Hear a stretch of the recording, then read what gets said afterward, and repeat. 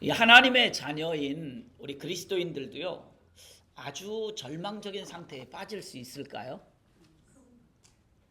매우 믿음이 좋고 또 훌륭한 인격을 가진 그리스도인들도 어려운 문제를 만났을 때에 포기하고 싶어지고 심지어 자기 생명을 던져버리고 싶은 상황에까지 도달할 수 있을까요? 저는 그럴 수 있다라고 생각을 해요. 바울과 신라는 감옥에 들어가서 40에 하나가만 매도 맞았고 감옥에 들어갔어도 찬송하고 하나님 앞에 기도했던 모습을 볼 수 있어요. 과연 그렇게 할 수 있을까? 그렇죠? 우리는 그렇지 않은 상황도 얼마든지 만날 수 있다고 저는 생각합니다. 그건 믿음이 좋은 사람이든 안 좋은 사람이든 상관없이 다 만날 수 있다라고 생각을 해요. 우리 근대 기독교 역사에 있어서 가장 위대한 설교자라고 한다면 찰스 스펄전 목사님을 얘기를 많이 합니다. 이 스펄전 목사님이 설교를 하던 중에 한 번은 이런 고백을 했다고 합니다. 나는 때때로 너무나 깊은 절망과 두려움 속에 빠지곤 합니다. 제발 여러분만은 나와 같은 이런 극한 상태에 처하는 일이 없기를 바랍니다. 그러니까 이 목사님도 이렇게 유명하고 믿음이 좋고 목사님들의 어떤 그 목사님들의 목사님이 되는 이 찰스 스펄전 목사님도 자기도 그런 극심한 고난과 고통, 절망과 두려움에 빠질 때가 있다라고 고백하고 있어요. 오늘 본문에 나오는 사도 바울도요, 바로 이런 스펄전 목사님과 거의 비슷한 동일한 고백을 하고 있어요. 우리 본문 고린도후서 1장 8절 말씀을 한 번 더 다시 함께 읽습니다. 형제들아, 우리가 아시아에서 당한 환난을 너희가 모르기를 원하지 아니하노니 힘에 겹도록 심한 고난을 당하여 살 소망까지 끊어지고. 아멘. 여기 방금 읽은 말씀을 보니까 사도 바울이 얼마나 힘들었는지 힘에 겹도록 심한 고난을 당했다라고 표현하고 있어요. 너무나 힘든 고난을 당해서 무엇까지 끊어졌다고요? 살 소망까지 끊어졌다라고 고백을 하고 있어요. 우리 말씀 한 구절 더 봅니다. 그 다음 절 9절 말씀을 한 번 더 함께 읽습니다. 우리는 우리 자신이 사형 선고를 받은 줄 알았으니 이는 우리로 자기를 의지하지 말고 오직 죽은 자를 다시 살리시는 하나님만 의지하게 하심이라. 아멘. 사도 바울이 이처럼 너무나 심한 고난을 당해서 살 소망까지 끊어졌는데 이렇게 견디기 힘든 상황을 뭐라고 표현하고 있냐면 사형 선고를 받은 것과 같다라고 고백하고 있는 거예요. 그러니 얼마나 사도 바울도 힘들고 어려웠었느냐라는 거예요. 이 말을 다른 말로 표현하면 내 인생이 이제 끝났어. 내 눈앞에는 이제 죽음밖에 없어 라고 생각했다라는 거예요. 그 정도로 절망적인 상황이었다라는 거예요. 사도 바울은 방금 전에 읽었던 본문 8절 말씀에 아시아에서 당한 환난 때문에 그랬다라고 말씀하고 있어요. 이 아시아에서 당한 환난은 사도행전 19장에 가서 보면 나오는데 에베소에서 전도를 하다가 아데미 여신상을 만드는 사람 데메드리오라는 사람이 있어요. 즉 우상을 만드는 이 데메드리오가 고발을 한 거예요. 얘가 이상한 짓 하고 다녀 하고 고발을 했어요. 이 일로 인해서 사도 바울이 잡혀서 맹수들이 죄수들을 잡아먹고 죽이는 그 상황을 만날 위기에 처해 있었다라는 거예요. 바울이 이처럼 극단적인 생명의 위협을 받는 상황을 맞이하게 된 거예요. 그래서 바울은 고린도 교회에 있는 성도들에게 본문 8절 말씀과 같이 여러분, 내가 아시아에서 당한 환난을 여러분이 알기를 원합니다. 내가 왜 그런 어려움을 당했는지, 왜 그런 고통을 당했는지 여러분들도 좀 알기를 원합니다. 나는 힘에 지나도록 심한 고생을 받아서 살 소망까지 끊어지고 이제는 마음에 사형 선고를 받은 줄 알았습니다 라고 말하고 있는 거예요. 그 정도로 힘들고 어려웠다라는 거예요. 그러면서 사도 바울은 이렇게 극심한 절망의 상황에서도 그는 그 뒤에 말씀들을 보면 희망을 가지라라고 권면을 합니다. 그러면서 또 희망을 가질 수 있는 비결이 있는데, 그럼 희망을 어떻게 가져야 되지? 하는데 그 비결이 있는데 그 비결은 쭉 이야기를 하는 거예요, 바울이. 그렇다면 우리는 이러한 절망의 순간에 어떻게 희망을 가질 수 있느냐라는 거예요. 우리도 사도 바울과 같이 이러한 절망적인 상황, 사형 선고를 받은 것과 같은 상황을 우리도 만날 수 있어요. 오늘 신입생들 또 왔죠. 새로운 꿈을 가지고 왔을 거예요. 지금 우리 작년에 군대 간 친구가 있어요. 이 친구들이 작년에 처음에 신입생 들어와가지고요, 진짜 의기양양했습니다. 나는 모든 걸 다 할 수 있어라고. 이야, 하늘 위에 하늘이 없고 땅 아래에 땅도 없어, 아무도 없어, 자기밖에 없어. 자기는 하면 다 될 것 같아. 물론 열심히 했습니다. 다 됐어요. 진짜 되는 것 같이 됐어요. 그런데 안 되는 것이 있더라는 거예요. 처음에 왔을 때 그 호기로움, 패기, 이게 꺾이는 거예요. 계속 꺾이는 거예요. 그 모습을 보고 군대를 갔습니다. 이제 내년에나 돌아올 거예요. 그 모습을 봤는데 우리도 마찬가지예요. 여러분들 처음에 왔을 때 지금 모든 걸 다 할 수 있을 것 같죠. 그러나 여러분들의 힘으로 될 수 있는 게 아니라는 거예요. 때로는 여러분들도 그 가운데 물론 사도 바울처럼 이러한 절망적인 상황은 아니겠지만 만날 수 있어요. 작은 좌절부터 시작해서 내 힘으로 안 되는 것이 있구나, 내가 노력한다고 안 되는 것이 있구나라는 것을 여러분들이 깨닫게 된다고요.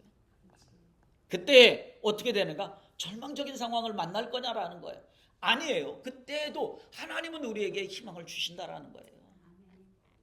우리 본문 고린도후서 1장 3절 말씀을 한 번 더 함께 읽습니다. 찬송하리로다. 그는 우리 주 예수 그리스도의 하나님이시요 자비의 아버지시요 모든 위로의 하나님이시며. 아멘. 여기 보니까 뭐라고 말씀하고 있는가? 우리의 삶이 절망의 골짜기를 헤맬 때에 그 절망 가운데서도 우리를 위로하시는 하나님을 뭐 해야 된다? 발견할 수 있어야 된다라는 거예요. 위로해 주시는 하나님이 계시네? 하고 이걸 발견할 수 있어야 된다라는 거예요. 이것이 사도 바울이 극심한 고난의 상태에서 발견한 하나님의 모습이에요. 하나님은 예수 그리스도의 하나님, 자비의 아버지, 모든 위로의 하나님이십니다. 오늘 본문 말씀에서 많이 등장하는 단어들은 환난, 고난이라는 단어들이에요.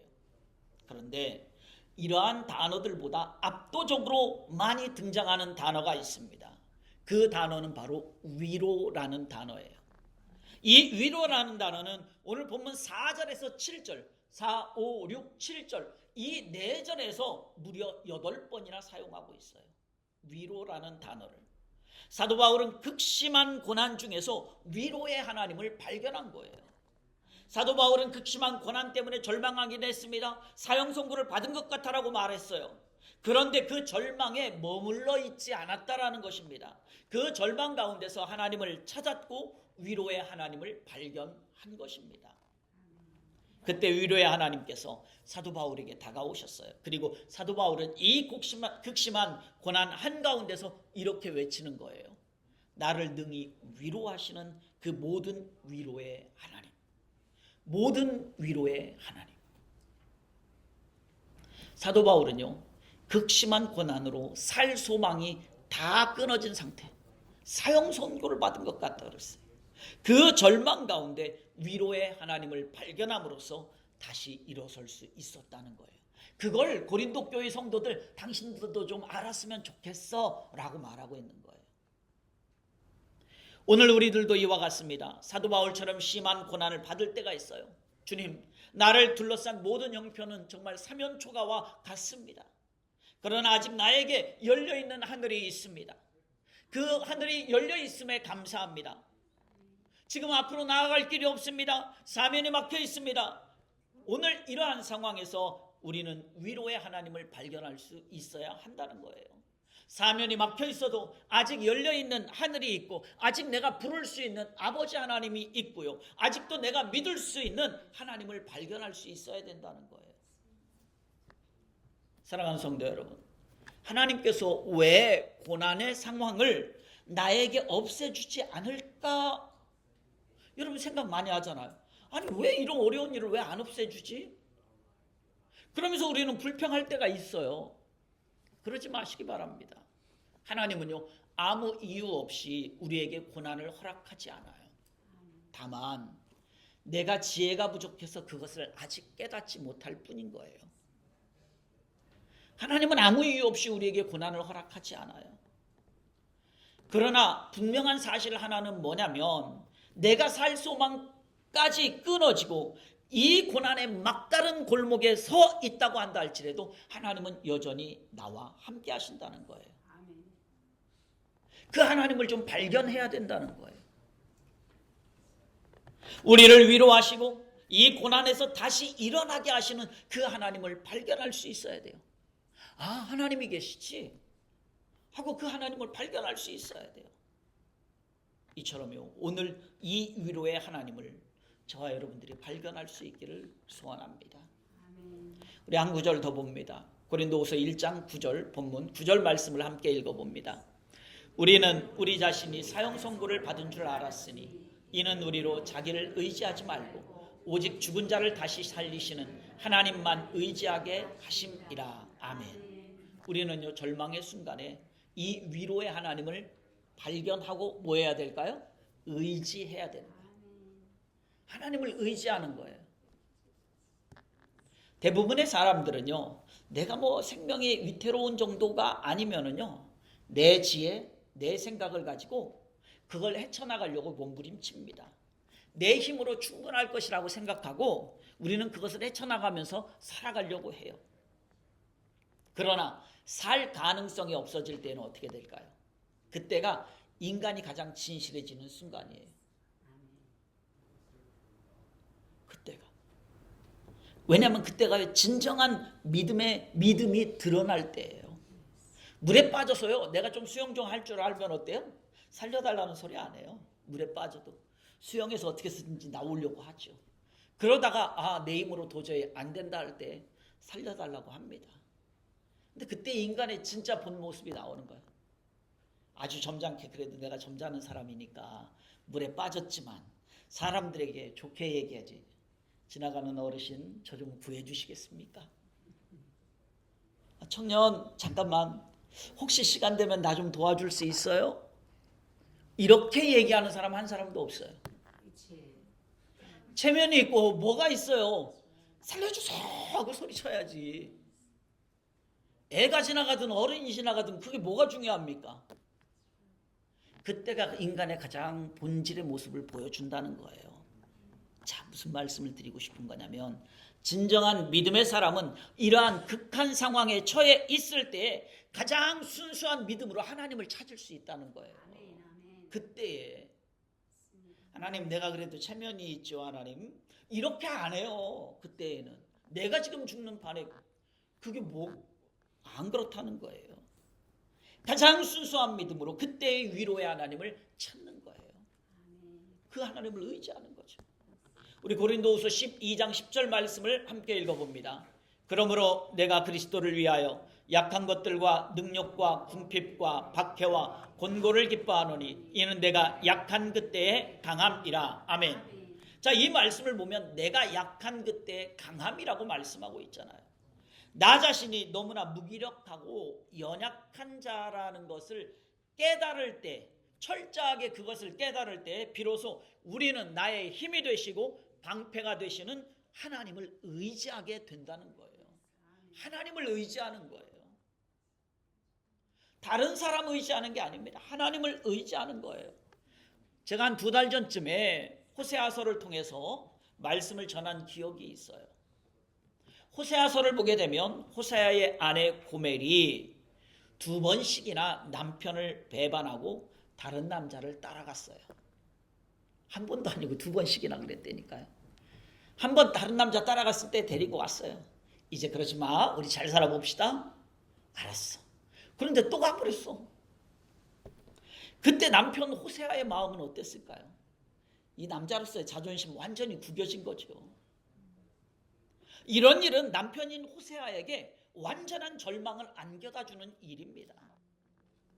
그래서 호세아가 있던 그 주변 사람들은 뭐라고 얘기할까? 아유, 저 등신 같은 놈.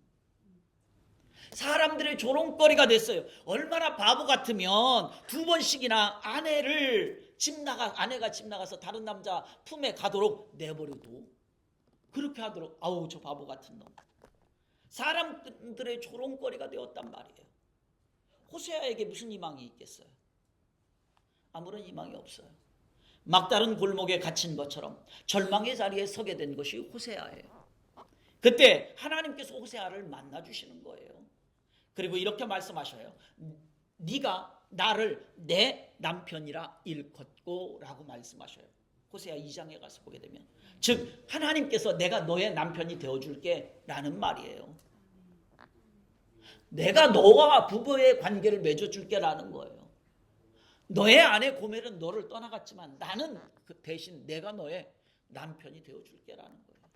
이러한 하나님의 위로로 말미암아서 호세아는요, 가정의 고통과 어려움을 극복해내게 됩니다. 물론 호세아서는요, 하나님과 이스라엘 백성과의 관계를 호세아 선지자와 그의 아내인 고멜의 관계를 통해서 말씀을 하고 있는 거예요.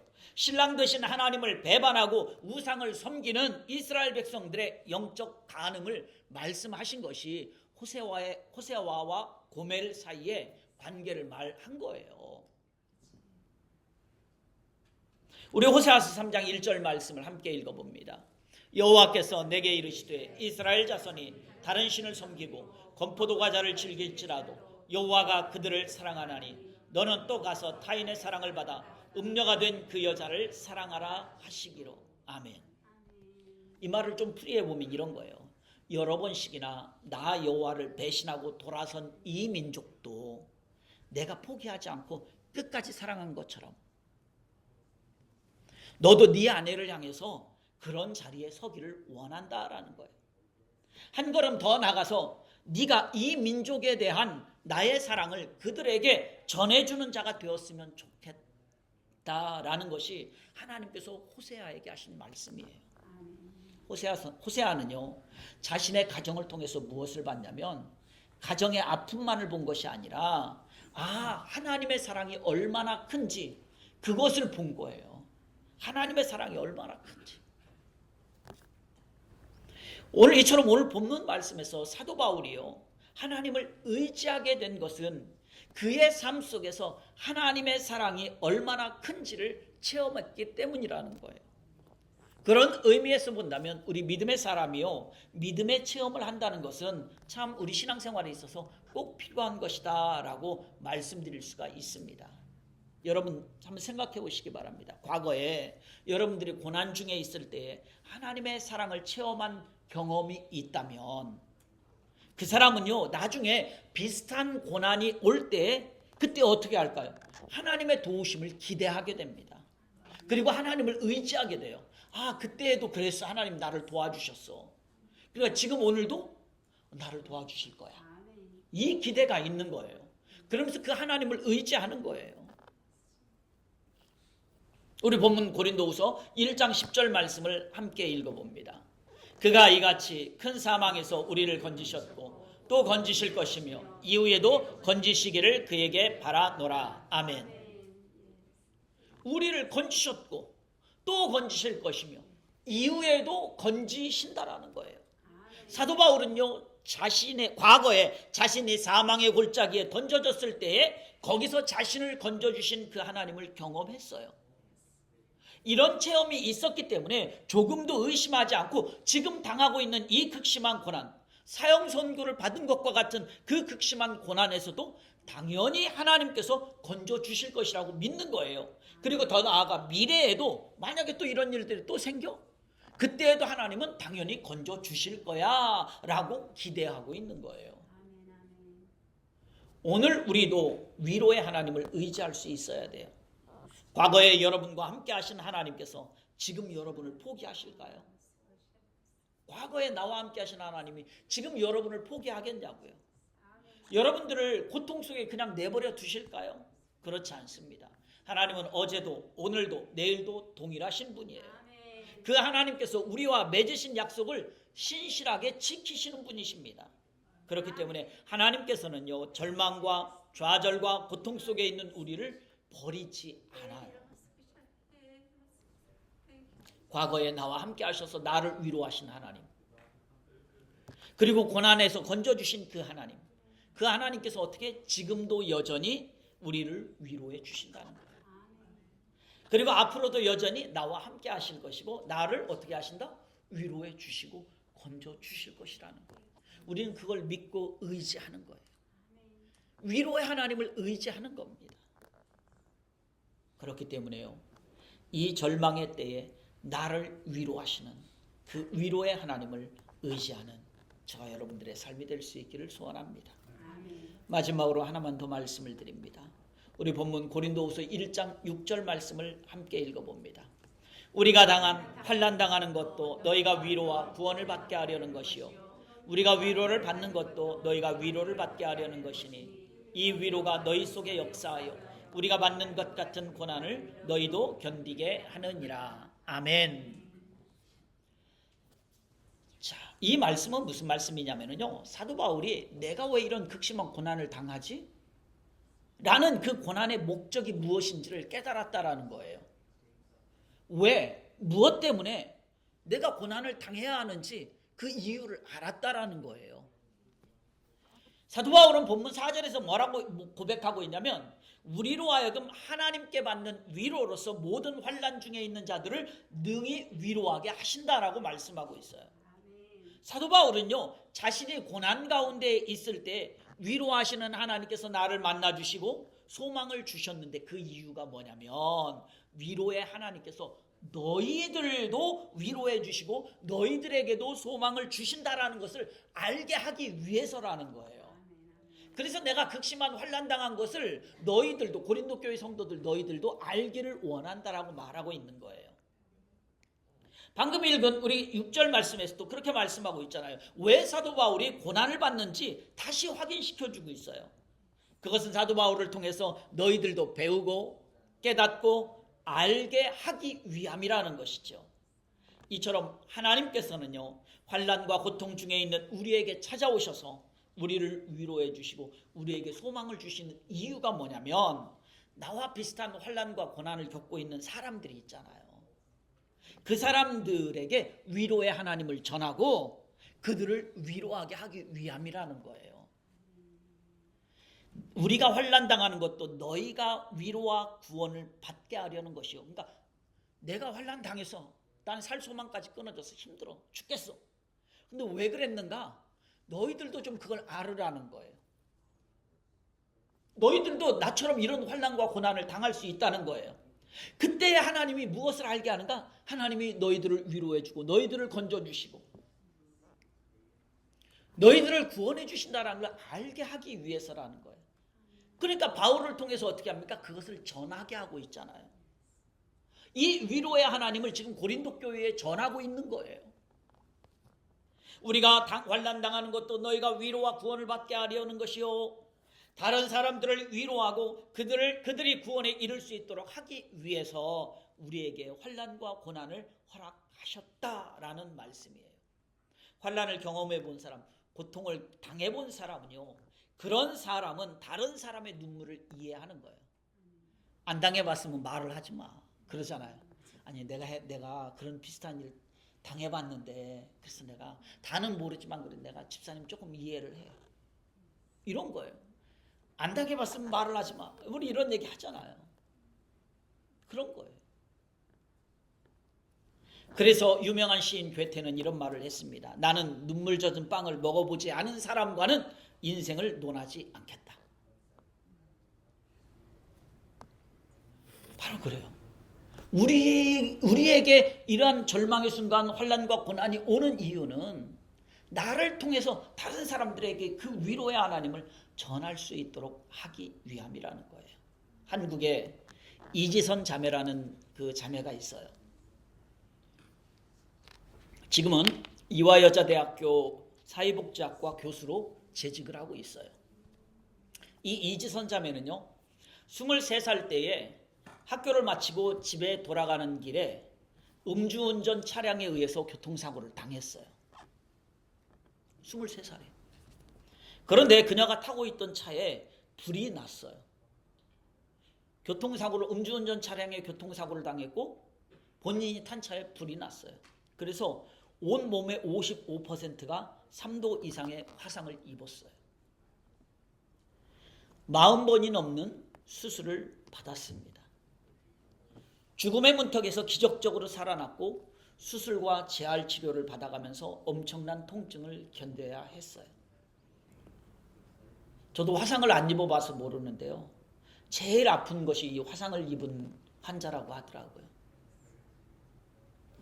고통의 시간 속에서 인내했던 그녀는요, 자신의 아버지에게 이렇게 말했다고 합니다.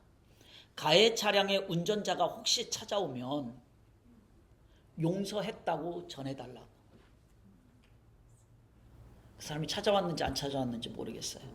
근데 용서했다고 전해달래요. 그렇게 아버지에게 부탁했다고 합니다. 그녀는 가해자를 미워하고 분노할 수 있잖아요. 그 어느 누구보다도 가해자를 미워하고 분노할 수 있어요.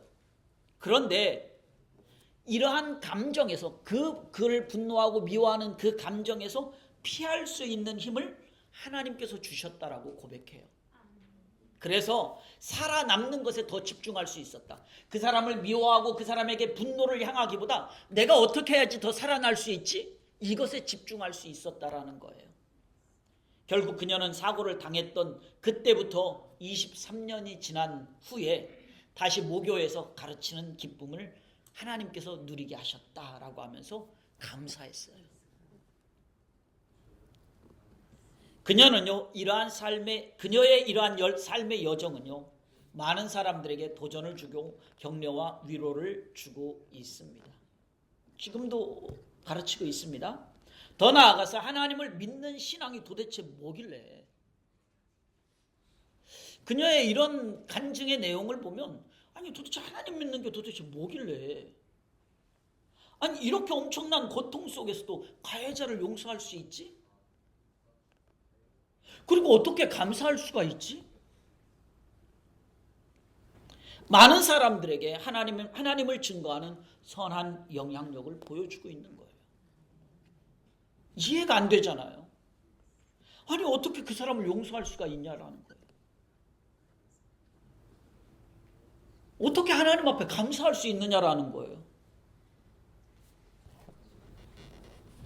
오늘 우리는 어떤가요? 나의 삶의 고난과 눈물을 보시고 나에게 다가오셔서 나를 위로하시는 하나님을 우리는 바라보고 있나요? 나를 위로하시는 그 하나님을 체험하고 그 주님을 의지하고 있나요? 그렇다면 우리는요, 그 하나님을 우리의 이웃에게 좀 전할 수 있어야 돼요. 극심한 고통과 생명의 위협 속에서도 결국 그의 고백들은 자신이 만난 그 위로의 하나님을 전한 거예요. 절망을 희망으로 바꾸시는 그 하나님을 우리의 이웃에게 우리도 전할 수 있어야 된다는 거예요. 그 하나님을 나의 삶 속에서 나타낼 수 있어야 합니다. 그래서 우리의 이웃도 위로의 하나님을 그들도 좀 만날 수 있도록, 당신도 위로의 하나님을 좀 만났으면 좋겠습니다. 내가 만났던 그 하나님을 당신도 좀 만났으면 좋겠습니다. 이런 은혜가 오늘 우리에게 있어야 합니다. 말씀을 맺으려고 합니다. 사랑하는 성도 여러분, 오늘 본문 말씀에서의 사도 바울과 같은 우리도요, 절망의 순간을 맞이할 때가 있어요. 인생이 끝난 것 같은 절망, 살 소망마저 사라져버린 것 같은 그러한 절망의 순간, 이런 때를 우리도 만날 수가 있어요. 여기 있는 저도 만날 수 있고 여러분도 만날 수 있어요.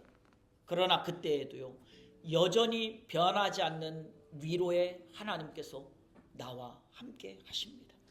그렇기 때문에요, 오늘 우리는 이 절망의 순간에 위로의 하나님을 발견할 수 있어야 돼요. 아, 하나님이 계시지? 이 하나님을 발견할 수 있어야 돼요. 그리고 그 하나님을 의지할 수 있기를 소원합니다. 아, 하나님이 계시지? 아, 내가 의지할 분은 하나님밖에 없어. 그 하나님을 의지할 수 있어야 돼요. 그럴 때 우리의 절망의 순간에서도 우리는 희망을 발견할 수 있고 다시 일어설 수 있습니다. 그리고 우리는요, 위로의 하나님을 우리의 이웃들에게 전할 수 있어야 합니다. 우리의 형제자매들에게 전할 수 있어야 돼요.